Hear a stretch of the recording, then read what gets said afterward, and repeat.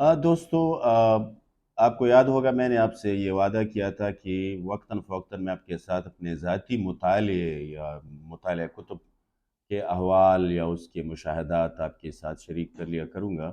تو آج میں آپ کے لیے لایا ہوں جو پچھلے ہفتے میں نے کتاب پڑھی، وہ پابلو نیرودا کی ایک قسم کی آپ بیتی ہے، آٹو بایوگرافی ہے، تو اس کے مموائرز ہیں، بیسیکلی یادیں ہیں۔ تو اس کتاب کو جو اردو میں انور زاہدی نے اس کا ترجمہ کیا ہے، تو اس کا نام بھی یادیں رکھا ہے، اس کا عنوان بھی یادیں رکھا ہے، اور یہ فکشن ہاؤس نے 2017 میں یہ کتاب چھاپی ہے۔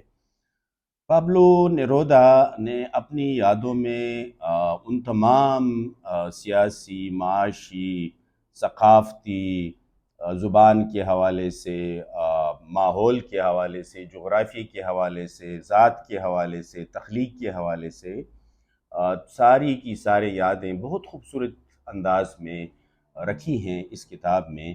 اور آپ کو پتہ ہے کہ پابلو نیرودا اس کی پیدائش چلی میں، چلی کے ایک شہر بلکہ ایک قصبے میں، دور دراز قصبے پرال دور دراز ایک قصبہ ہے چلی کا، پرال اس کا نام ہے۔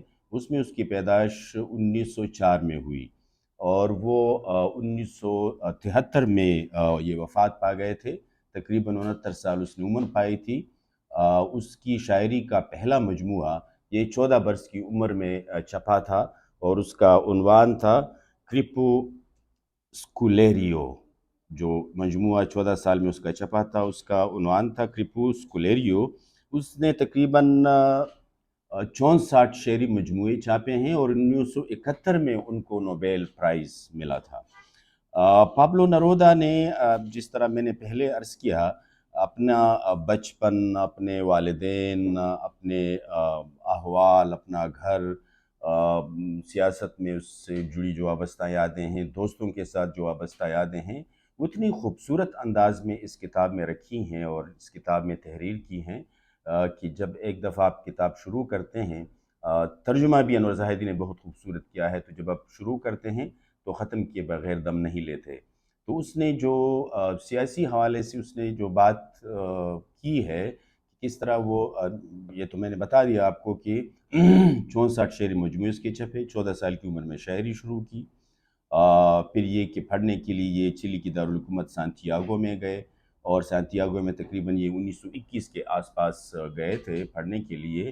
اس کے احوال بھی بڑی خوبصورت انداز میں اس نے تحریر کیے ہیں۔ تو جب دو چار چیزیں جو اس کتاب میں مجھے بہت اچھی لگی ہیں، وہ میں آپ کے ساتھ شیئر کرتا ہوں۔ اس میں ایک تو یہ ہے کہ سیاست میں یہ کس طرح آئے۔ آپ کو پتہ ہے کہ پابلو نیرودا نے وزارت خارج میں ملازمت بھی کی، پھر جنوب مشرقی ایشیا کے دورے کیے، چین، ہندوستان وغیرہ کا دورہ بھی کیا، روس بھی یہ گئے، یورپ کا بھی سفر کیا، تو تقریباً آدھی دنیا کا سفر بھی کیا۔ لیکن یہ سیاست میں کیسے آئے، یہ احوال انہوں نے خود بیان کیے ہیں، میں آپ کے ساتھ شریک کرتا ہوں، بس اس کتاب سے پڑھ دیتا ہوں آپ کے لیے۔ کہتے ہیں چلی کے عوام کی تحریک ابھر رہی تھی، جو ادیب اور طالب علموں سے مضبوط تقویت کی خواہاں تھی۔ ایک طرف بورژوا طبقے کا بڑا رہنما آرٹرو تھا، ایک بے پناہ طاقتور اور دیوتا قسم کا انسان جو جمہوریہ کا صدر بن گیا تھا، لیکن اس نے سارے ملک کو اپنی جوشیلی تحریروں سے ہلا دیا تھا۔ ایک غیر معمولی شخصیت ہونے کے باوجود طاقت میں آنے کے بعد وہ فوراً ہی امریکہ کی ایک روایتی فرمانروا میں ڈھل گیا۔ امریکہ کی حکومت کا بڑا حصہ جس کے خلاف اس نے لڑائی لڑی تھی، اسے اور اس کی انقلابی تحریروں کو نگل گیا۔ ملک ہڑتالوں کی وجہ سے بتدریج ٹکڑوں میں تقسیم ہوتا رہا۔ پرولتاری طبقے کا ایک محنت کش رہنما لوئس امیلیو، جو غیر معمولی طور پر پرولتاری طبقے کو لاطین کے مراکز اور ملک بھر کے محنتکشوں کے لیے 9 یا 10 اخبارات کا اجرا کر کے منظم کر رہا تھا۔ بے روزگاری کے بڑھتے ہوئے طوفان نے ملک بھر کے اداروں کو ہلا کر رکھ دیا تھا۔ میں ہفتہ وار کلیری داد میں مضامین لکھ رہا تھا۔ ہم طلبہ یعنی یہ طالب علم تھے اس وقت، ہم طلبہ عوام کے حقوق کی حمایت کرنے کے نتیجے میں پولیس کے ہاتھوں سانتیاگو کی گلیوں میں مار کھا چکے تھے۔ نائٹریٹ اور تانبے کی کانوں میں ہزاروں کام کرنے والے محنت کش دارالحکومت میں جمع ہو چکے تھے۔ مظاہروں اور اس کے بعد میں ہونے والے تشدد کے واقعات نے ملک کی زندگی پر المناک نشان چھوڑے تھے۔ اس وقت سے لے کر تھوڑے تھوڑے وقفے کے بعد سیاست میری شاعری اور میری زندگی کا جز بن گئی۔ اپنی شاعری میں گلی کا دروازہ بند نہیں کر سکا، بلکہ جس طرح میں اپنے نوجوان شاعر کے دل پہ محبت، زندگی، خوشی اور دکھ کا در بند نہیں کر سکا۔ تو اس کے بعد بھی پابلو نیرودا وقتاً فوقتاً، جیسے اسپین میں جب ان کی وزارت خارجہ کے حوالے سے ان کی تعیناتی ہو گئی تھی، تو اس وقت اسپین میں خانہ جنگی چل رہی تھی، تو یہ مختلف اوقات میں انہوں نے مختلف نظموں کی شکل میں اپنی سیاسی جذبات کا اظہار کیا ہے۔ اس کی خوبصورت نظم اس زمانے کی بڑی مشہور ہو گئی تھی، وہ نظم، وہ میں آپ کو پڑھ کے سناتا ہوں۔ وہ کہتا ہے، اس نظم میں کہتا ہے، یہ اسپین کی خانہ جنگی کے زمانے کی نظم ہے، اور پابلو نیرودا نے یہ اسپین کی خانہ جنگی سے متاثر ہو کے لکھی تھی۔ اس چھوٹی سی نظم ہے، بہت مشہور ہو گئی تھی، میں پڑھ کے سناتا ہوں۔ نظم اس طرح شروع ہوتی ہے: دھوکے باز جنرل میرے مردہ گھر کو دیکھتے ہیں اور ٹوٹے ہوئے اسپین پر نظر ڈالتے ہیں۔ ہر گھر سے پھولوں کی بجائے جلتا ہوا لوہا بہتا ہے۔ یعنی اس کے جو الفاظ ہیں اس میں اندازہ لگائیں کہ وہ کس طرح کے زوردار الفاظ سے اپنی جذبات کا اظہار کر رہا ہے۔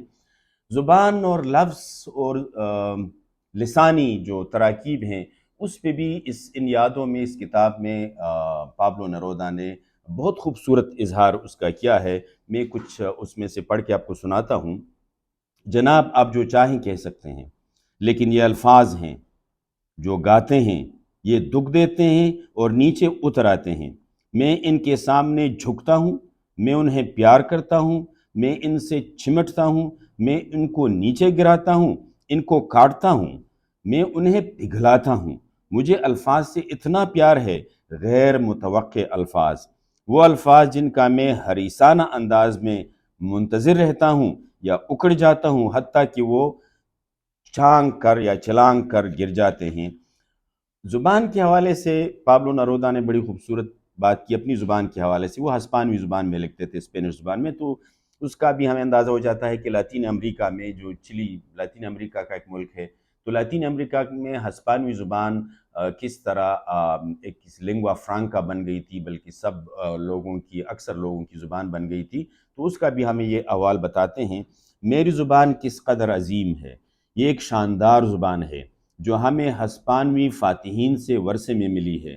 وہ بڑے بڑے جہازوں میں امریکہ تک آلووں، چینی، دالوں، تمباکو، سونا، غلہ، انڈوں کے لیے آئے۔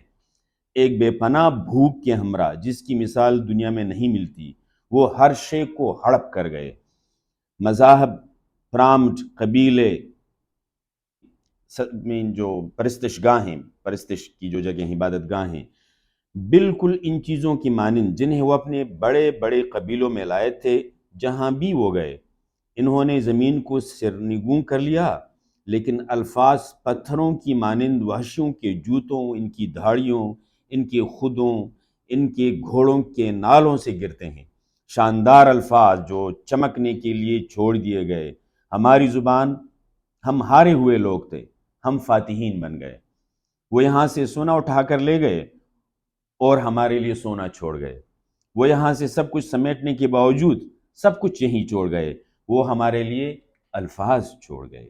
یہ اتنا خوبصورت انداز ہے اپنی الفاظ کے حوالے سے، اور اپنی زبان کے حوالے سے جو اپنے خیالات کا اظہار کرتا ہے، اپنی یادوں میں جو بسنے والی، یادوں کی گہرائیوں میں جو بسنے والے احساسات تھے، اس کو باہر پابلو نیرودا اپنی کتاب میموائرز میں اور یادیں میں سامنے لاتا ہے۔ اپنے دوستوں کے بارے میں مثلاً یہ جو ان کے ایک دوست شاعر تھے، بہت مشہور تھے اس زمانے میں، جو لاطینی امریکہ کے البرٹو روجاز وہ شخصیت ہیں جنہوں نے یہ کلیریڈاد نامی رسالہ جاری کیا تھا، اور البرٹو کے اس رسالے میں اس کی نظمیں بھی چھپتی تھی اور تحریریں بھی چھپتی تھی۔ جس طرح اس نے بڑی خوبصورت انداز میں اپنے اس دوست کا ذکر کیا تھا، کیا ہے اس میموائرز میں اس طرح ایک اور بڑے اچھے دوست کا، بہت بڑے شاعر کا، والڈیویا البرٹو والڈیویا کا ذکر بھی بڑے خوبصورت انداز میں کیا ہے، بلکہ ایک قسم کی کردار نگاری کی ہے اس میں۔ تو مجھے جو یہ کتاب میں پڑھ رہا تھا تو میں سوچ رہا تھا کہ ایک تو لاطینی امریکہ کا پورا ماحول اس کتاب میں سامنے آ جاتا ہے، چلی کا پورا ماحول سامنے آ جاتا ہے، اس کی ثقافت بالکل جیگتے جاگتے انسان کی طرح سامنے آ جاتی ہے، اور وہاں کی جو لوگ یا اس زمانے کے جو سیاسی حالات تھے وہ بالکل ایسے ابھر کر سامنے آ جاتے ہیں کہ آپ کو لگتا ہے کہ آپ اس زمانے میں جی رہے ہیں، اس زمانے میں زندگی گزار رہے ہیں۔ تو مجھے ایسا لگا کہ جس طرح اس نے اس چلی کے اور چلی کے آس پاس جتنا بھی لاطینی امریکہ ہے اس کے جو احوال بیان کیے ہیں اور اپنی یادوں کے ساتھ جوڑ کے احوال بیان کیے ہیں، تو مجھے لگا کہ اگر وہ ناول لکھنا شروع کرتے یا افسانے لکھنا شروع کرتے تو شاید وہ بہت بڑے افسانے نگار بھی بن جاتے۔ پابلو نرودا اس صدی کے بہت عظیم تخلیق کار تھے۔